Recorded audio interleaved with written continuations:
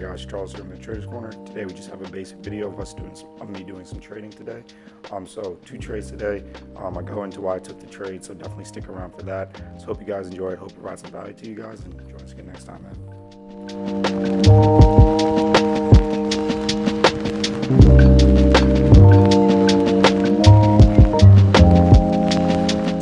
Traders Corner. Today we're going to be getting back into the basics. So been spending some time learning coding, learning the basics of coding, learning about coding, trading algorithms, all that good stuff. And I'm definitely not done learning. I still have a ton more to learn in that space, and I'm really enjoying learning about it. But now that I've spent some time learning about it, kind of like I did with trading when I first learned about trading, I'm kind of past that, I'm getting past that like first learning part of it, and like starting to really get comfortable with it. I'm not perfect, like I keep saying, like there's still things where I have to, search on internet, search on YouTube, how do you do this, how do you do that, right? But I think that's coding anyway, like that's what you're supposed to do. But now that I'm, feel a bit more comfortable with it, I'm getting back into actually trading myself discretionarily. And in that sense, I'm definitely going to be, trading more session to session, so each day, but with a longer term view of that session, right? And I don't have to trade every single session, but if it makes sense to trade this session, and we're in a good area, that's kind of how I determine if it makes sense to trade the session, if we're in a good area, as it relates to the higher time frames, or if we're moving towards a good area as it relates to the higher time frames, then that's like a better session to look at trading, right? And so that being said, what we're going to do is we're going to look at EURUSD. We'll look at pound USD as well. So looking at the weekly on EURUSD, what we can see is that obviously we've been in this sustained downtrend after going up with euro, for basically since the pandemic, or since the end of that end of 2020, we came down and have just been pushing lower, and we haven't really seen a actual retracement that actually pulls above a high or anything like that the entire time, right? So except for this one here, actually, when I look at it, so like this one barely pulls above it, right? So the entire time we haven't really been able to get above swing highs, right? And so that being said, I'm not surprised to see this first move up here, but that also tells me that doesn't mean that this first move up here has to be the end of this weekly downtrend, right? So that's why I would be okay with seeing a push lower, right? That's why a push lower would make sense to me from this area. What's another reason a push lower would make sense for me from this area?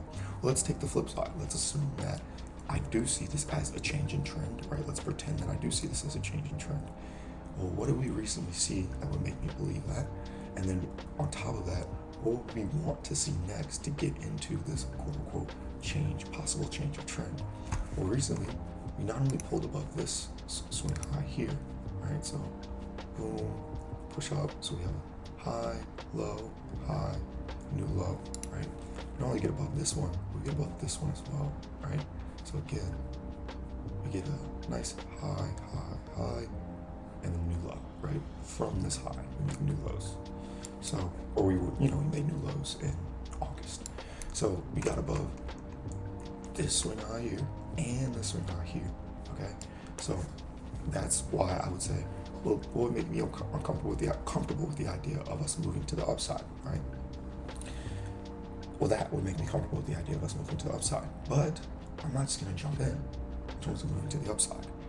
In the same sense, if we're looking at the weekly, right here, right, you can see that we're in this area, and like I said, we pulled above a swing high. So we pulled above a weekly swing high, right, which is also a daily high as well. Pulled above a weekly swing high, which is also a daily high. We're in this area. That's a good area to sell from, right? Even if it's not right, even if it doesn't work out, if I sell from an area like that, I can't be mad at myself. So that being said, what am I going to be? I'm going to be looking for something the exact same on the buy side, but we're not in an area like that for the buy side. We're looking to get down to an area like that on the buy side. Where would an area like that be? Well, literally right below this high that we just identified, right here. That'd be the first place I would look personally. Next, well, yeah, that's where I would look, right there, right? And the next place would be here, right? And basically, if we get past here, I was wrong about us starting to push up to the upside, okay? So that's what I'm saying in terms of, I'm fine taking it to the downside, but I'm going to not try to pick when the market's going to turn around to the upside, if it's going to turn around to the upside. I'm fine taking a shot to the downside, but once we get to this level here, and really this level here, I'm done trading, right? In terms of going to the downside. So let's get this on real quick, just so we know the sessions. This is a really nice way just to see the sessions and see like session price action, right? So the previous session's price action can be seen within this box here. It's the beginning of this box, right? Because once we have this box here, obviously that starts the Asian range, and that's technically that next session, that next day's session. So this is the previous session's high and low, so we're still within that range, okay? So in a 15-minute, what I would want to see is, I'm going to be waiting until the line in here. We'll be waiting until 7, all right? I'm going to be waiting until 7 to get started trading.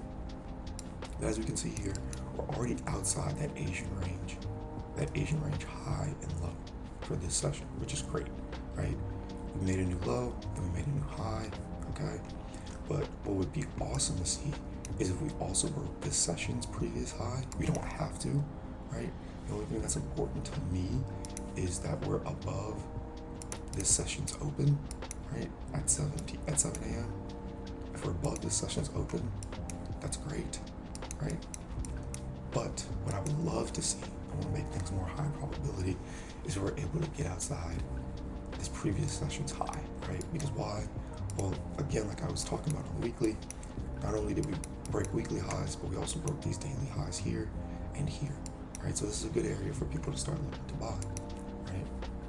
And again, if we're able to look at the previous day and see, if I'm just thinking about this as a retail trader that maybe trades on the 5-minute, maybe trades on the 15-minute, again, what would I see if we break this high? Okay, well, resistance is no longer resistance, can become support, right? Breaks high, goes up, bounce back up to the other side. Same thing I was looking at over here in terms of not wanting to sell through this, right? It's not because I think that this is the area where price is going to be most sensitive. I believe price will be more sensitive here and here, right? But I know that there will be likely some reactionary trading from this level because of exactly what I'm describing on the 5-minute, right?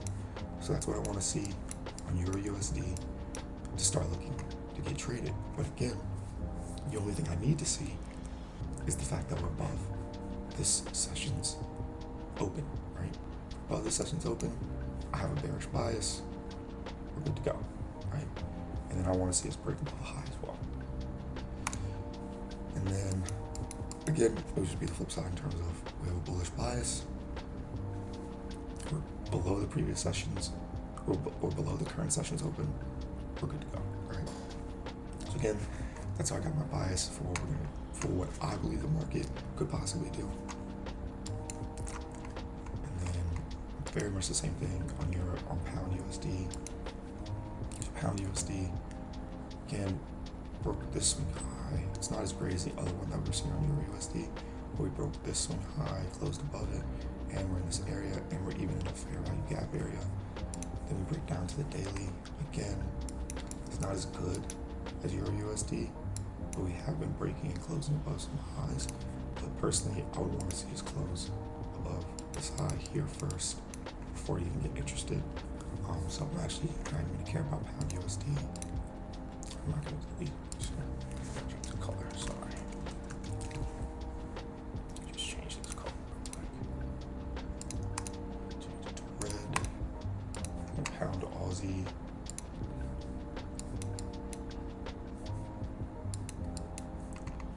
Aussie,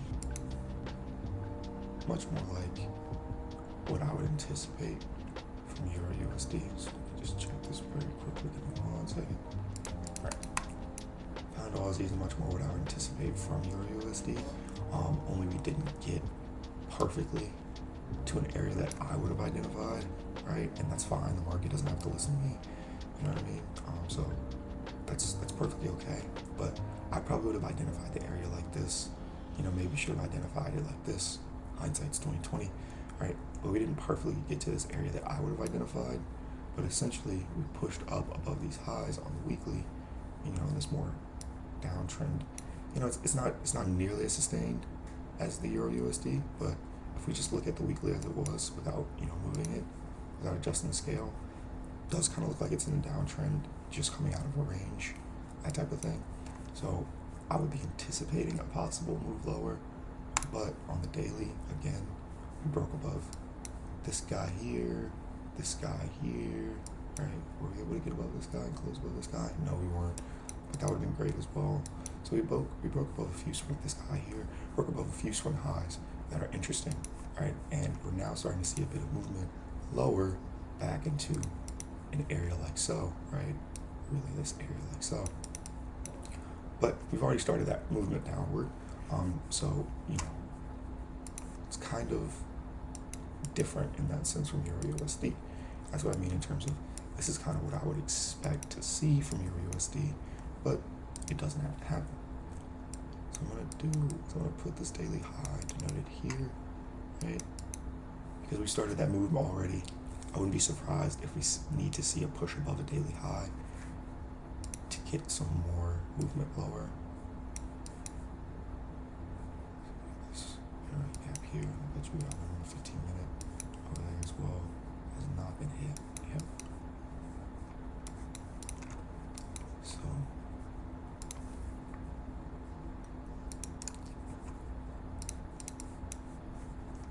that alert. Alright. So again, we have that daily high denoted with here, and then we just looked at that fair value gap that I just identified. So I would love to see it pull above this daily high here before we start to look to get lower. And as well, if we get above that daily high, that would definitely take us above the open for the day, right? And we could also just get above this previous session's high much more quickly, right? So that is what I'm looking at on pound Aussie. So it's definitely a possibility. And Euro USD is definitely a possibility as well. But again, no trade until 7. So we will come back at 7 and see what we got. Alright, you guys, so I come back and done some analysis essentially showing you guys that I was placing an entry into the market, but I realized later that the audio quality on the video was very, very poor. There was something wrong with the microphone. So I decided to just kind of speed it up and essentially just talk over and tell you guys what I was doing. So essentially, as you can see here, we were looking to see the fact that we had just broken above those relative equal highs just to the left. That printed early in the morning in London session. We formed a nice little channel and then we broke lower. So I was looking to see if we could get a pullback basically to the bottom of that channel, but we didn't have to, right? And then we, were identifying these areas of lows as possible targets as well. Now, this trade ends up being a loss, as we'll see in the next clip, right? So we end up getting pulled back. Price ends up pulling back and getting entered into the trade, and we basically get entered, and we get taken out basically right after as well, very quick with the spread. But then I entered into a more valid opportunity, again, looking to, in that same exact area, just look to get in, but this time using this fair value gap, order block area as well. And there's not that